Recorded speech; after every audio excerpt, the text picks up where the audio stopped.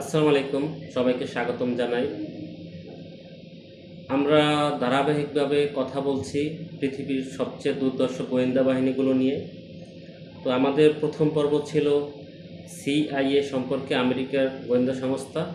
আজকে কথা বলবো আমেরিকার এই আরেকটি গোয়েন্দা সংস্থা এনএসএ সম্পর্কে। এনএসএর পূর্ণরূপ ন্যাশনাল সিকিউরিটি এজেন্সি। তো আমি গত পর্বে বলেছিলাম যে আমেরিকার মূলত তিনটি প্রধান গোয়েন্দা সংস্থা রয়েছে: এনএসএ, এফবিআই এবং সিআইএ। তো এনএসএ মূলত আমেরিকার অভ্যন্তরে সবচেয়ে বেশি পাওয়ারফুল, কিন্তু এনএসএ পৃথিবীর সবচেয়ে শক্তিশালী প্রযুক্তি নির্ভরশীল একটি গোয়েন্দা সংস্থা। অর্থাৎ সারা পৃথিবীতে যতগুলো গোয়েন্দা সংস্থা রয়েছে এর মধ্যে সবচেয়ে বেশি প্রযুক্তি সক্ষমতা বেশি এই এনএসএর। তো এনএসএ প্রতিষ্ঠাকাল 4 নভেম্বর 1952 সালে। তো আপনি বুঝতে পারলেন যে এটা কিন্তু মূলত অনেক পুরান একটি গোয়েন্দা সংস্থা, তখন আমাদের দেশের জন্মও হয় নাই। তো আসলে মূলত এনএসএর কাজ কি? এনএসএর মূলত কাজ আমেরিকার সারা পৃথিবীর, বিশেষ করে বর্তমানে আমরা এই তথ্য প্রযুক্তির যুগে সবাই বসবাস করি। এই তথ্য প্রযুক্তিতে যুগে আমরা জানি যে এখন যুদ্ধ কিন্তু হয় বেশি অস্ত্রের জোরে না, এখন যুদ্ধ বেশি হয় সাইবার যুদ্ধ। এই সাইবার যুদ্ধে বিশেষ করে এখন যে আধুনিক যুদ্ধ হয় সেখানে আমরা জানি যে যত বেশি তাদের রেডার শক্তিশালী, স্যাটেলাইট শক্তিশালী, তারা তত বেশি যুদ্ধে বেশি সুবিধাজনক অবস্থায় থাকতে পারে। তো মূলত এই এনএসএর প্রধান কাজ রেডিও ফ্রিকোয়েন্সি, তারপরে super computer, satellite telecommunication, cyber হামলা করা বা সাইবার হামলা প্রতিরোধ। মানে মোদ্দা কথা, আমেরিকার যে ন্যাশনাল সিকিউরিটি, যে সাইবার তৎপরতা, এইটা সবচেয়ে শক্তিশালী অবস্থা ধরে রাখা, নিয়ন্ত্রণ করা এবং আক্রমণ করা, এই কাজগুলো মূলত এনএসএ করে থাকে। তো এই এনএসএর মূলত প্রতিষ্ঠা কাল আমরা জেনেছি যে 1952 সালে, কিন্তু এর প্রতিষ্ঠাতা হ্যারি এস ট্রুম্যান। এর সদর দপ্তর এনএসএ হেডকোয়ার্টার ওয়াশিংটন ডিসি। এখন আমরা মূল আলোচনায় আসব যে এই এনএসএ কেন একটি শক্তিশালী গোয়েন্দা সংস্থা। মূলত এই এনএসএ এতই শক্তিশালী যে বিশেষ করে ক্রিপ্টোকারেন্সি, বিশেষ করে বিটকয়েনের ব্যাপারে আমরা জানি।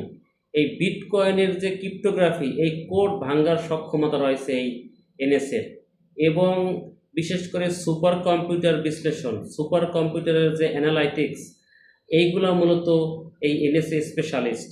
কারণ আমরা জানি বর্তমান সময়ে চায়না অনেকটা প্রযুক্তি জগতে এগিয়ে গেছে, কিন্তু মূলত কিন্তু এখন পর্যন্ত প্রযুক্তি জগতের যে লিড দিচ্ছে কিন্তু আমেরিকা এখন পর্যন্ত। তো যে কারণে বিশেষ করে আমেরিকা যেহেতু প্রযুক্তি জগতে লিড দিচ্ছে, এখানে মূলত আমেরিকার সবচেয়ে প্রযুক্তি নির্ভরশীল গোয়েন্দা সংস্থা এনএসএ। মানে আমি যেটা বলতে চাচ্ছি সেটা হলো যে আমেরিকার যে তিনটে গোয়েন্দা সংস্থা রয়েছে এর মধ্যে এনএসএ সবচেয়ে বেশি প্রযুক্তি নির্ভরশীল এবং সবচেয়ে বেশি সাইবার আক্রমণ করা বা সাইবার আক্রমণ প্রতিরোধ করতে পারে। এখন আমি সবচেয়ে একটা আলোচিত ঘটনা বলবো যে এই এনএসএর সম্পর্কে। আমরা জানি যে এডওয়ার্ড সোরেন, বিশেষ করে আমেরিকার একজন সামরিক কর্মকর্তা, সে কিন্তু আমেরিকার প্রায় 5,000-এর অধিক গোপন নথি প্রকাশ করেছিল। তো সেখানে এই এনএসএর বিরুদ্ধে কিন্তু এই নথিতে অনেক ডেটা আসছিল। মানে কি ডেটা আসছিল, সেখানে দেখা গেছে সারা পৃথিবীর যে বড় বড় প্রেসিডেন্ট বা প্রধানমন্ত্রীদের ইমেল হ্যাক করা, তারপরে তাদের ফোন কল, তাদের টেলিফোন হ্যাক করা, তাদের ভয়েস রেকর্ড শোনা, এই ধরনের তথ্য কিন্তু আমরা দেখেছি যে এডওয়ার্ড স্নোডেনের যে সেই নথিতে প্রকাশ পেয়েছিল। এমনকি তৎকালীন সময়ের জার্মানির যে চ্যান্সেলর অ্যাঞ্জেলা মার্কেল, এই অ্যাঞ্জেলা মার্কেলের যে ইমেইল এবং ভয়েস কল কিন্তু ফাঁস করেছিল এই এই এনএসএ। তো এই তথ্য কিন্তু যখন এডওয়ার্ড স্নোডেনের মাধ্যমে সারা পৃথিবীতে আসে, তখন কিন্তু আমেরিকা সাময়িকভাবে খুব একটা চাপে পড়েছিল এই এনএসএর ব্যাপারে। তো মূল কথা হলো যে এনএসএ পৃথিবীর মধ্যে সবচেয়ে একটি পাওয়ারফুল প্রযুক্তি নির্ভরশীল সাইবার অ্যাটাক বা সাইবার প্রতিরোধ এবং আমেরিকার যে ন্যাশনাল সিকিউরিটি, তাদের যে বিভিন্ন সরকারি দপ্তর বা তাদের যে বিভিন্ন সামরিক যে ভবন, বিশেষ করে পেন্টাগন, এই সামরিক যে মূল ভবন পেন্টাগনের কিন্তু এই সুরক্ষা দিচ্ছে এই এনএসএ।